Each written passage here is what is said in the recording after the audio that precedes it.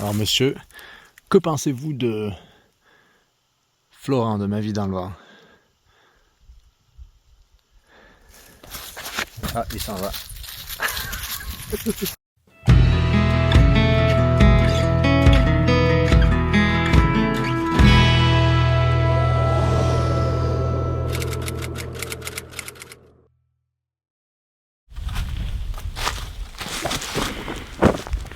Salut à tous et bienvenue dans une nouvelle vidéo. Aujourd'hui, on va parler d'un sujet intéressant, de la vie en van. Une question qui m'a été posée quelques fois et que je me suis posée à moi-même. Et en parallèle de ça, j'allais vous présenter un produit qui m'a été envoyé de la marque Blue Yeti. C'est une super batterie de 1500 Wh. Et ça va être relié un peu avec la question avec laquelle je vais répondre dans cette vidéo. Donc, en fait, la question c'est pourquoi je ne me suis jamais créé le van de mes rêves. Et la réponse, elle est pas si longue que ça. Mais donc d'abord, en fait, je voulais parler de cette petite batterie Blue Yeti. C'est la AC180P. Alors pourquoi elle est cool cette batterie? Parce qu'elle est très très belle. Elle est orange et noire, qui sont deux couleurs qui vont très bien ensemble. Mais plus que ça, c'est une batterie qui fait tout, qui est un super entre-deux. Elle n'est pas trop lourde à porter. Et à la fois, elle va se charger très très vite. Elle va aller de 0 à 80% en 45 minutes à peu près.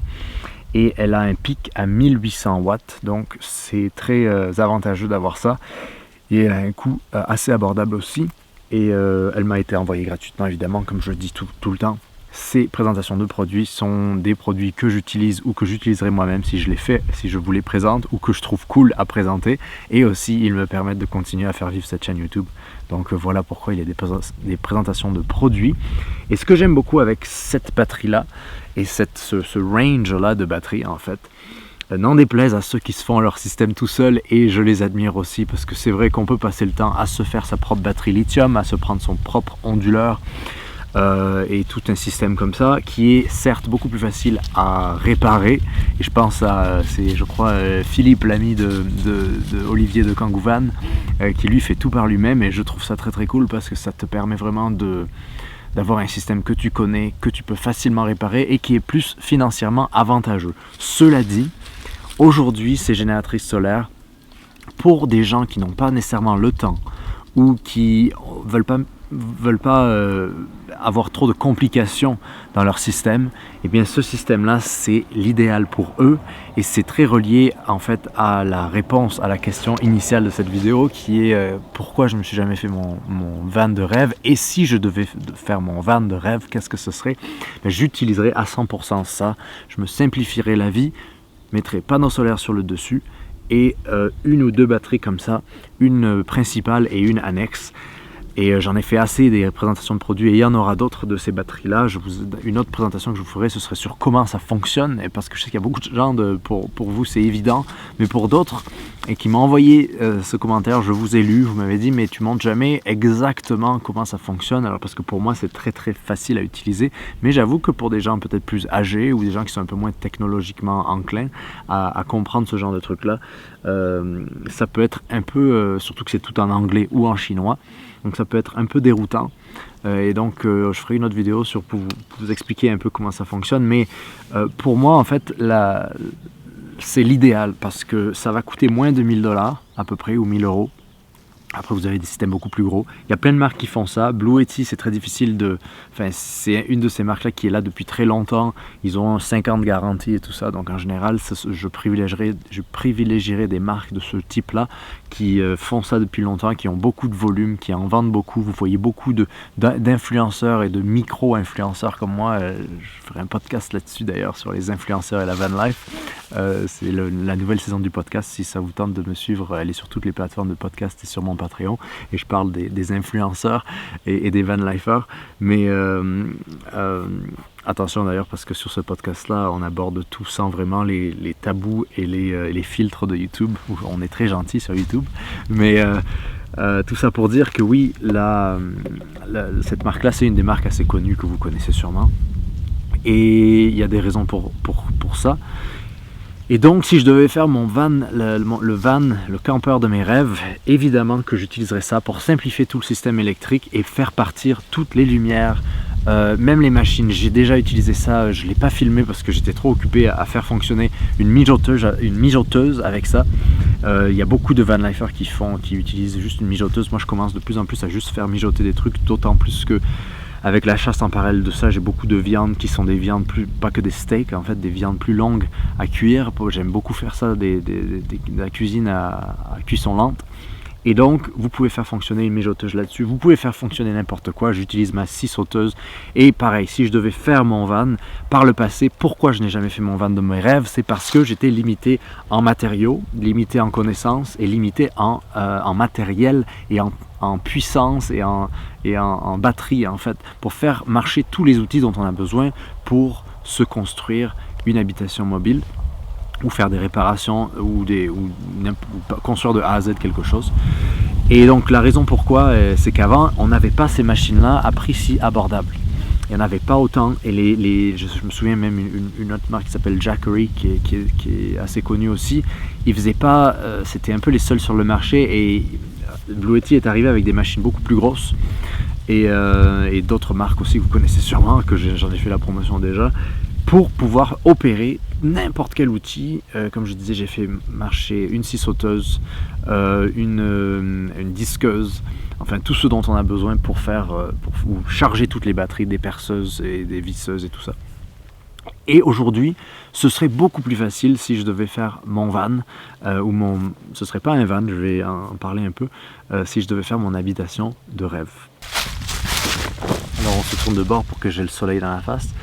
J'ai déjà fait une vidéo, vous voyez derrière moi, la roulotte, elle est hivernée, donc pour l'hiver j'ai mis la bâche pour que la neige tombe des deux côtés. J'ai fait une vidéo là-dessus pour vous expliquer un peu, qui sera soit déjà publiée sur YouTube, soit elle est déjà sur Patreon. Mais si je devais faire le van ou le campeur de mes rêves, évidemment qu'il serait isolé, et qu'il serait isolé pour l'hiver, parce qu'il y en a marre du 1 par 1 ou du 2 par 1, de toutes ces constructions assez camelotes, assez broche à foin. Mais cela dit, la raison pourquoi je n'ai jamais réussi à avoir, ou à acquérir ou à construire le van de mes rêves, c'est parce que j'ai jamais eu le temps et que j'ai été vraiment nomade. C'est-à-dire que j'ai jamais pris l'opportunité de me poser quelque part plus longtemps que, par exemple, je l'ai fait depuis quelques années ici maintenant, dans cette région où je vis maintenant en Colombie-Britannique. Être pressé, ça ne marche pas. Être pressé, c'est pas comme ça qu'on construit les choses bien. Et j'ai toujours été pressé pour plusieurs raisons. Raisons financières, raison de l'hiver ici au Canada. On a un hiver qui arrive assez vite en général, et même l'automne, quand il commence à faire froid, eh bien, le silicone ne colle plus, c'est plus difficile à travailler dehors, vos doigts gèlent, enfin il y a beaucoup plus de difficultés. Et l'autre côté, c'est que j'étais vraiment nomade, comme je le disais, et donc il me fallait un endroit où vivre, et aussi c'était financier dans le sens où je ne pouvais pas vraiment nécessairement payer un loyer ou un garage pour me poser, etc. Je voulais pas, pour moi la vie c'était aussi une partie des raisons pourquoi j'aime la vie nomade ou la vie semi-nomade, c'est parce qu'elle me permet d'être riche. Sans loyer, on est riche.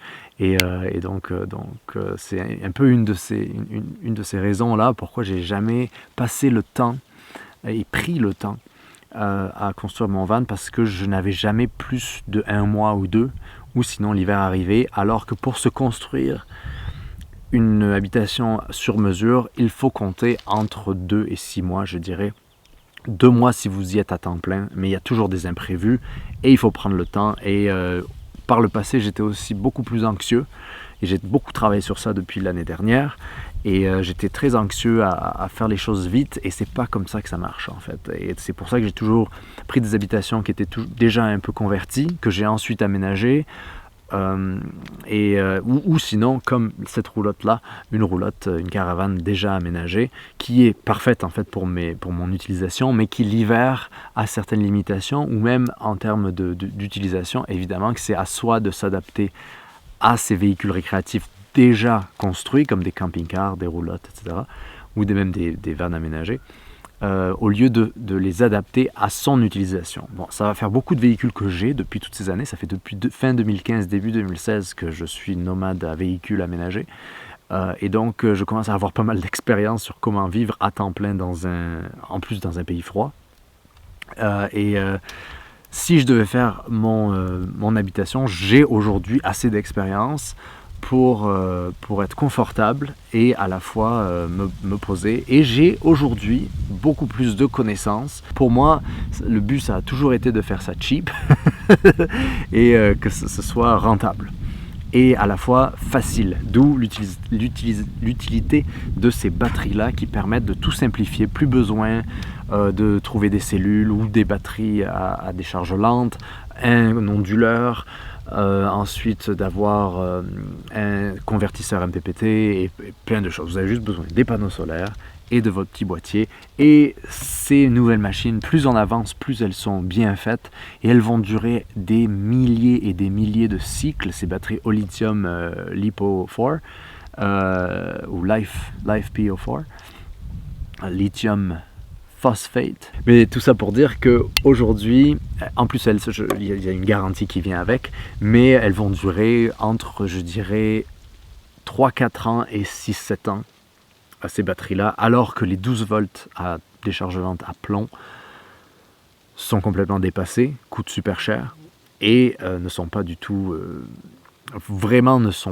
adaptés à notre mode de vie en tant que nomade ou en tant que personne off-grid. Parce que moi, je fais toujours l'ambivalence entre les deux, enfin la comparaison entre les deux, pour moi, c'est mon expérience. Pourquoi ma vie dans le van est devenue ma vie dans le van, c'est aussi parce que j'ai une vie beaucoup plus proche de la terre, qui est la progression naturelle de la vie en van. Parce que la vie en van m'a amené dehors et ensuite j'y suis resté.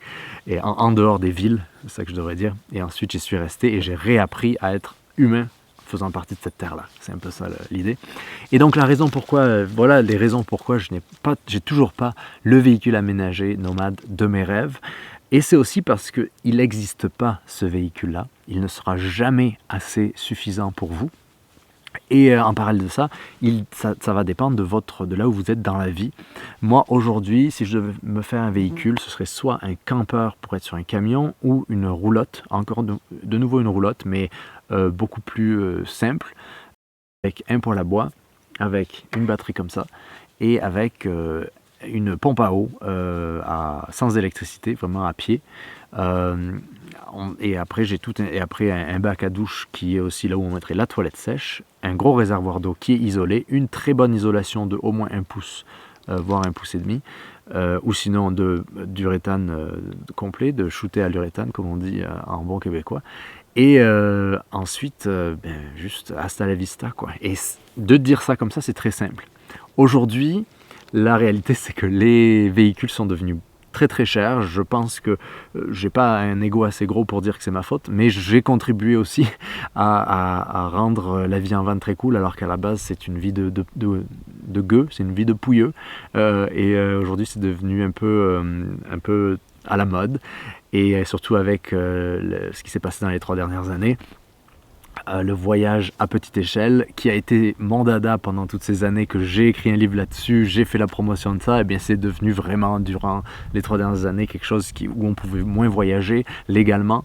Et bien le voyage à petite échelle, c'est devenu beaucoup plus de nouveau en fait, parce qu'à la base on est humain, on est fait pour voyager à petite échelle, mais de nouveau c'est devenu à la mode et rien de mieux qu'un van aménagé. Et donc je vois des vannes aujourd'hui, même vides en fait, qui sont même pas aménagés, des vannes de genre de 2002 qui ont 200 000 km,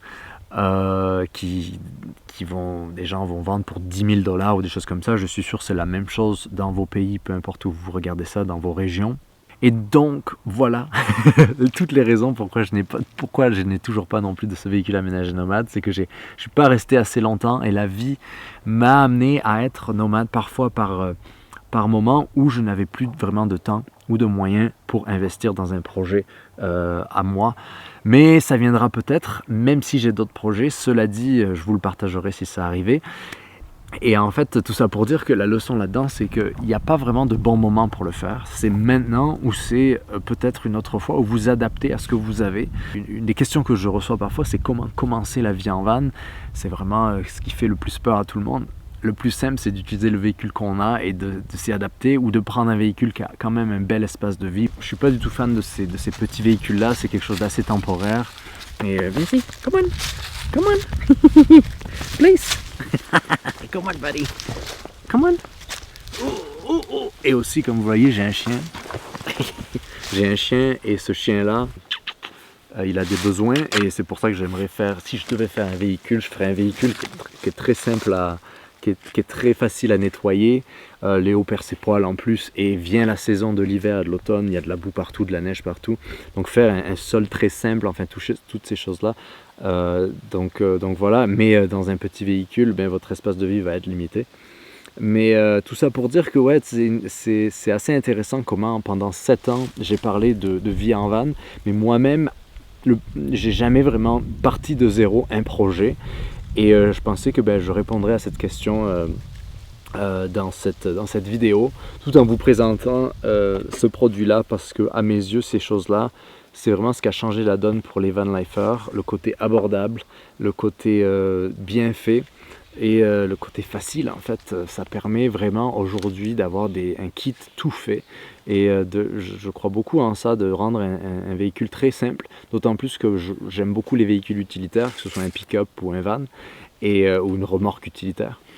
Et j'aime le fait que tout soit modulable pour ensuite, si vous avez une terre, si vous avez de la construction à faire ou je ne sais quoi, eh bien vous aurez besoin d'avoir de l'espace ou même porter des animaux, genre des chèvres ou je ne sais quoi. Ben, vous aurez besoin de cet espace-là. Et donc j'aime bien le fait d'avoir un véhicule utilitaire où tout est modulable. Donc sur ce, Léo et moi on vous dit à la prochaine. Et on va faire un peu plus de vidéos ces temps-ci. J'avais fait une petite pause là, parce que j'étais pas mal occupé en début d'automne. Mais là je vais essayer de vous partager certains petits projets que j'ai, continuer à vous documenter un peu tout ce qu'on fait sur ma vie dans le van. Et on en fait des choses. Et un jour peut-être on aura ce véhicule fait sur mesure. Et évidemment que je vous partagerai tout ça. Et sur ce, ben, je vous dis à la prochaine vidéo. N'hésitez pas à vous abonner à mon podcast. La nouvelle saison du podcast, on est à l'épisode 5. Il se trouve sur Patreon, mais aussi toutes les semaines sur toutes les plateformes de podcast. Et j'ai un poil de Léo sur la langue. Donc sur ce, à la prochaine vidéo. Portez-vous bien. Ciao, je suis en face.